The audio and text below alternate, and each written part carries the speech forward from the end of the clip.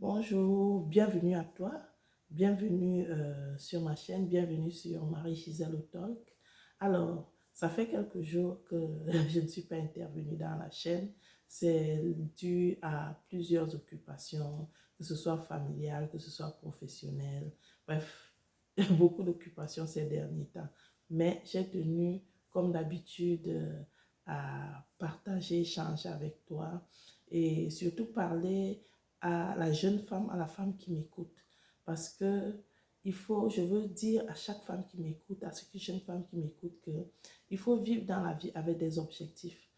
Quand les années passent et qu'on atteint un certain âge, on commence à se rendre compte que on a eu beaucoup d'opportunités et parfois des opportunités qu'on n'a pas su saisir et qu'on a laissé passer un certain nombre de choses. Mais je veux te dire à toi qui m'écoutes que il y a des choses qui sont passées, c'est vrai, mais Dieu continue à faire grâce.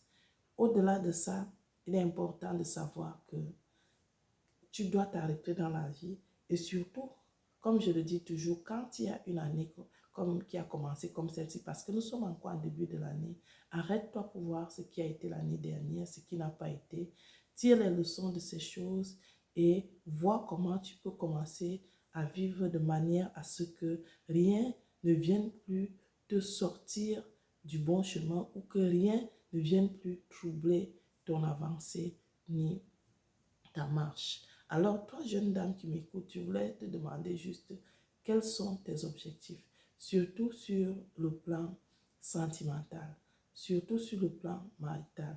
Quels sont tes objectifs?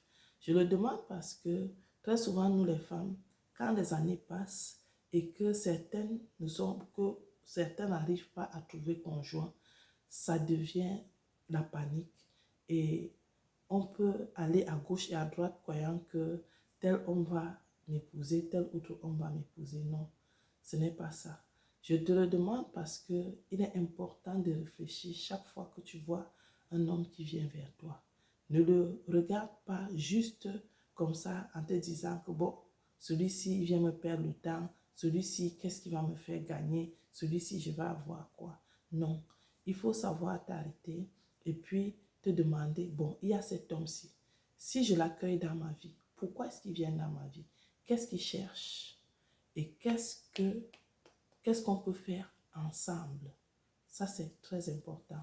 Je le dis parce que quand j'étais encore au début de ma vingtaine, alors que celui qui est aujourd'hui mon mari venait pour me demander en mariage, j'avais une attitude qui n'était pas correcte. Je rends grâce à Dieu parce que je suis la dernière fille dans ma famille et j'avais des aînés qui sont très loin devant moi. Alors l'une de mes sœurs aînées, elle avait constaté ce que je faisais et un jour elle m'a interpellée et elle m'a parlé pour me dire attention, ce homme que tu es en train de repousser du dos de la mort aujourd'hui risque d'être ce mari-là que Dieu t'a envoyé, mais que tu n'as pas su connaître le temps de ta visitation.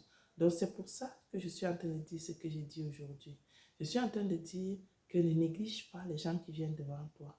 Ne les embrasse pas non plus juste parce qu'il te faut saisir une opportunité ou à tout prix te marier. Non, ça je ne le dis pas. Je suis juste en train de dire que il faut considérer chaque personne qui vient devant toi, savoir pourquoi elle vient, savoir où elle va et savoir si vous pouvez matcher ensemble. Et les décisions que tu prends, ne les prends pas euh, d'un coup de tête. Il faut avoir une vie spirituelle. Il faut connaître Dieu. Parce que ce genre de choses, tu vas les présenter devant Dieu. En tout cas, c'est ce que moi j'ai fait. Je l'ai fait parce que j'avais les critères que nous, de nombreuses femmes, avons. Je voulais un homme beau, je voulais un homme qui a de l'argent, je voulais un homme intelligent, bref, j'avais tous ces critères-là. Je sais qu'il y avait une chose, c'est un homme beau, c'est un homme brillant, c'est un homme qui a fait des études, mais l'argent n'était pas encore là. Et j'ai amené ce problème devant le Seigneur. Dieu merci, j'étais déjà une fille très pieuse à l'époque. Donc j'ai amené ce problème devant le Seigneur. Bon, je l'ai présenté. Je sais juste qu'après, au moment où je devais sortir de ce jeûne, j'ai reçu dans mon cœur du Seigneur qui m'a juste posé une question, que si je te donne un homme qui a beaucoup d'argent aujourd'hui et que vous commencez à cheminer ensemble dans le mariage et qu'il vienne à perdre toute sa fortune, est-ce que tu vas divorcer? Et il m'a dit, tu sais, je peux te donner quelqu'un qui n'a pas de l'argent. Vous commencez ensemble et je vous permets de bâtir quelque chose de solide et je vous donne de quoi, je vous donne ce qui vous permettra de vivre de manière heureuse, paisible et que vous soyez aisé. Cette réponse du Seigneur a fini de me faire décider. Donc c'est pour te dire ce soir que toi, jeune femme, ne marche pas comme ça, comme au hasard. Il y a des opportunités dans la vie. Il faut savoir que tu dois saisir ces opportunités. Et il faut toujours t'arrêter. Arrête-toi pour réfléchir à ce que tu vois.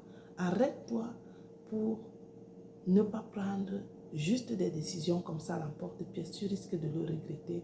Ni prendre des décisions parce que les gens t'encouragent à les prendre. Non. Prends des décisions que tu sais que demain tu peux assumer. Et surtout, ne les prends pas seul. Prends-les devant Dieu. Et je suis certaine que si tu les prends devant lui, tu prendras d'excellentes décisions. Et tu seras soutenu même dans tes décisions parce que tu te diras que non, je n'ai pas pris cette décision juste par cupidité. Non, je l'ai pris avec, sous la direction de mon Dieu. Je ne l'ai pas prise parce que telle personne m'a forcé ou parce que je voulais impressionner tel autre ou par peur. Donc voilà, c'est ce que j'avais comme message à te donner aujourd'hui. Réfléchis à tes voies, pense à ta vie et surtout aie des objectifs cette année. Voilà, bonne semaine, que ta semaine soit paisible et que tu réussisses dans tout ce que tu entreprends cette semaine. Au revoir et à très bientôt.